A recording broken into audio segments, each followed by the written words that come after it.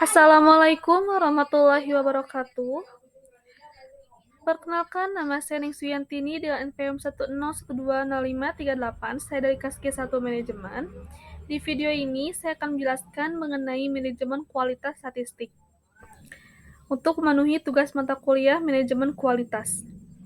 Akan ada dua pembahasan yang dibahas di video ini. Yang pertama adalah definisi kualitas data statistik untuk data variabel dan data atribut. Yang kedua adalah perbedaan pengendalian kualitas statistik untuk data variabel dan data atribut. Pertama akan dibahas mengenai apa itu kualitas. Kualitas menurut American Society for Quality dari buku Heiser dan Randall pada tahun 2006 adalah keseluruhan fitur dan karakteristik produk atau jasa yang kemampuannya dapat memuaskan kebutuhan baik secara tegas maupun tersamar. Kemudian, apa itu statistik? Statistik adalah ilmu yang mempelajari tentang metode pengumpulan, analisis, dan interpretasi data. Singkatnya, statistik itu adalah ilmu yang bersangkutan dengan suatu data. Kemudian, apa itu kualitas data statistik untuk data variabel?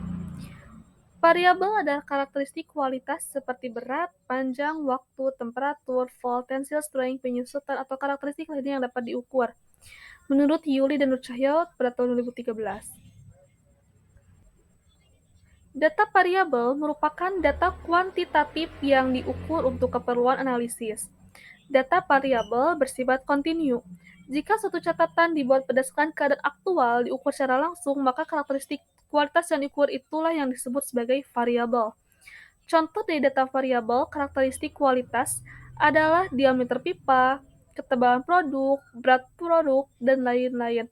Jadi ini di variabel ini merupakan data yang dapat diukur, seperti diameter pipa 15 cm, atau panjang paku 10 cm, atau berat daging ayam 1 kg.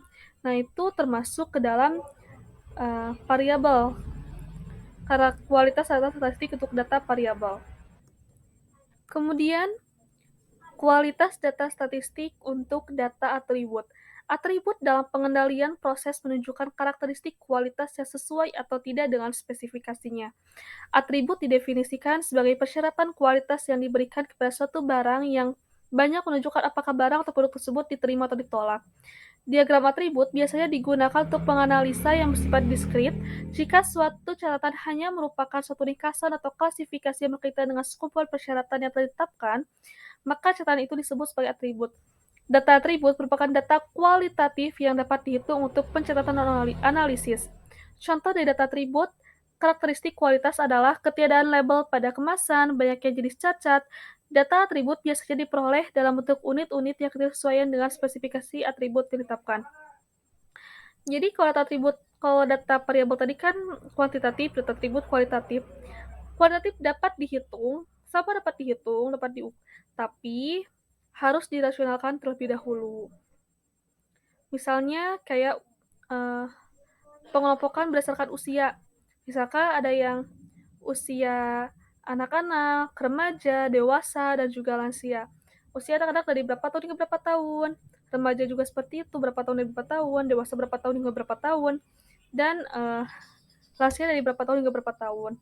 Jadi harus dirasionalkan terlebih dahulu.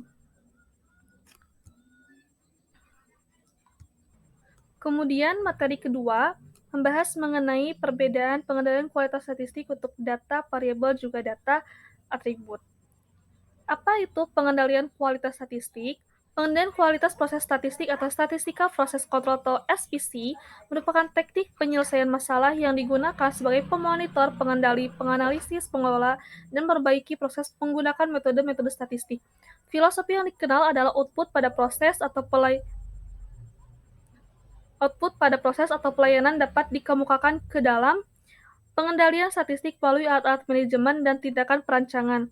Sasarannya adalah mengadakan pengurangan terhadap variasi atau kesalahan proses, sedangkan tujuannya adalah mendeteksi adanya sebab khusus dalam variasi atau kesalahan proses.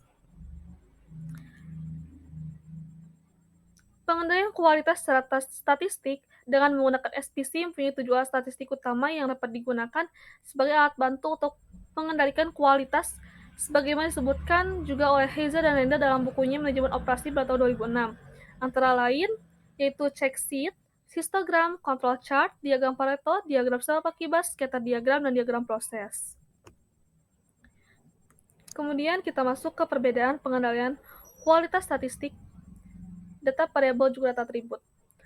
Di data variabel, pertama melibatkan angka yang diukur dalam skala kontinu, yang kedua merupakan data kuantitatif, ketiga bisa merupakan angka utuh atau angka pecahan, keempat variabel acak dan kontinu, yang kelima peta kendali yang umum digunakan untuk data variabel yaitu peta kendali X bar dan R, peta kendali X bar dan MR, dan peta kendali X bar dan S. Jadi, di data variabel, pertama barang tersebut atau objek tersebut dapat diukur.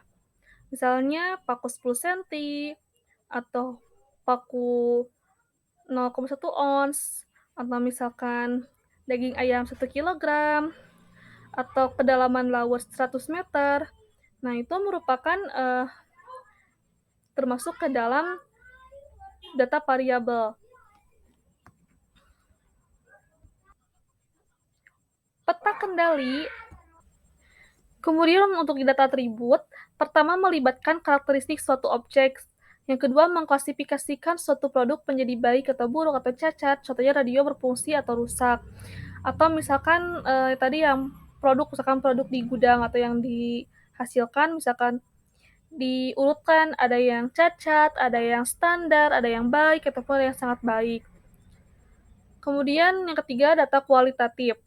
Keempat, diskrit variabel acak. Yang kelima, peta kendali yang umum dipergunakan untuk data atribut, yaitu peta kendali P, peta kendali NP, peta kendali C, dan peta kendali U. Jadi perbedaannya, kalau tadi di data variabel itu angka atau objeknya dapat diukur, sedangkan kalau di atribut melibatkan karakteristik atau mengklasifikasikan suatu objek tersebut. Misalnya, contohnya paku nih. Kalau paku di data variabel, misalkan paku yang 5 cm, atau paku 10 cm, paku 15 cm. Sedangkan kalau di data atribut, misalkan pakunya paku pendek, paku sedang, paku panjang. Nah, kayak seperti itu. Yang kemudian, apakah tetap bisa dihitung? Tetap bisa dihitung kalau di data atribut, tapi harus disesuaikan terlebih dahulu. Misalkan di usia, ada yang tadi usia balita, usia remaja, atau usia balita, anak-anak, remaja, dewasa, lansia. Diklasifikasikan dulu, misalkan usia balita dari berapa tahun hingga berapa tahun, usia anak-anak dari berapa tahun hingga berapa tahun, usia remaja berapa tahun hingga berapa tahun, dewasa berapa tahun hingga berapa tahun, dan juga lansia dari berapa tahun hingga berapa tahun. Kemudian di data atribut itu ada namanya peta kendali yang umum digunakan. Kalau data variabel itu peta kendali sendiri yaitu peta yang memetakan kualitas atribut maupun variabel dari waktu ke waktu. Peta kendali juga disebut sebagai peta kontrol, diagram kendali, atau diagram kontrol. Peta kendali berfungsi untuk melacak variasi dan perubahan dari suatu kualitas baik atribut maupun variabel dari waktu ke waktu. Data yang disajikan dalam peta itu tersusun berdasarkan waktu. Semakin ke kiri, maka semakin lampau. Begitupun juga sebaliknya. Di data variabel, pertama ada peta kendali X bar dan juga R atau X data dan juga range adalah sepasang peta kendali yang digunakan untuk memetakan data variabel atau data kontinu dari suatu proses dengan subgrup berukuran 2 hingga 9 data yang berguna untuk membantu menentukan apakah suatu proses stabil dan dapat diprediksi atau tidak. Kemudian, peta kendali X bar dan juga MR atau moving range itu sepasang peta kendali yang digunakan untuk memetakan data variabel atau data kontinu dari suatu proses dengan subgrup berukuran 1 atau tanpa subgrup. Jadi berguna juga untuk menentukan apakah suatu proses itu stabil dan dapat diprediksi atau tidak, dan juga memantau perubahan proses dari waktu ke waktu. Kemudian ada peta kendali X bar dan juga S, yaitu sepasang peta kendali yang digunakan untuk memetakan data variabel atau data kontinu dari suatu proses dengan subgrup yang berukuran 10 atau lebih. yang berguna untuk menentukan apakah suatu proses itu stabil dan dapat diprediksi atau tidak, dan juga untuk memantau efek dari perbaikan proses tersebut. Sedangkan di data atribut, ada 4 peta kendali yang umum digunakan. Pertama ada peta kendali P atau proportion, yaitu peta kendali atribut yang digunakan jika data yang digunakan merupakan data jumlah produk cacat atau defektif dan besar subgrup sampel tidak konstan. Peta P ini biasanya menggunakan distribusi binomial dan angka yang ditampilkan pada peta atau nilai yang ditampilkan pada peta ini berupa persentase. Kemudian ada peta kendali NP atau number proportion. Adalah peta kendali atribut yang digunakan jika data yang digunakan merupakan data jumlah produk cacat atau defektif dan besar subgrup sampel konstan. Distribusi yang digunakan itu binomial.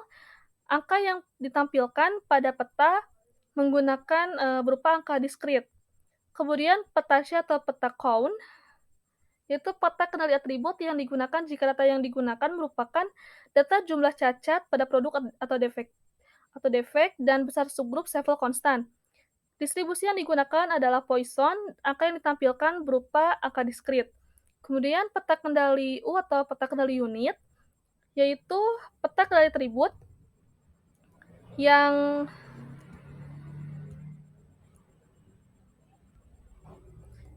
digunakan merupakan data jumlah cacat pada produk, defek, dan besar subgrup sampel tidak konstan. Distribusi yang digunakan adalah distribusi Poisson, dan angka yang ditampilkan pada peta berupa persentase. Jadi bedanya kalau di peta kendali P ini tidak konstan, subgrupnya sampel tidak konstan, distribusinya binomial, dan juga angka yang ditampilkannya persentase. Kalau NP konstan, distribusi binomial, diskrit. Kalau C dia konstan, distribusinya Poisson, angkanya diskrit. Kalau peta U atau peta unit, dia sampelnya tidak konstan, distribusinya Poisson, dan juga angka yang ditampilkannya berupa persentase. Sekian yang dapat saya sampaikan pada video kali ini. Terima kasih atas perhatiannya. Mohon maaf bila ada kekurangan dan juga kesalahan. Wassalamualaikum warahmatullahi wabarakatuh.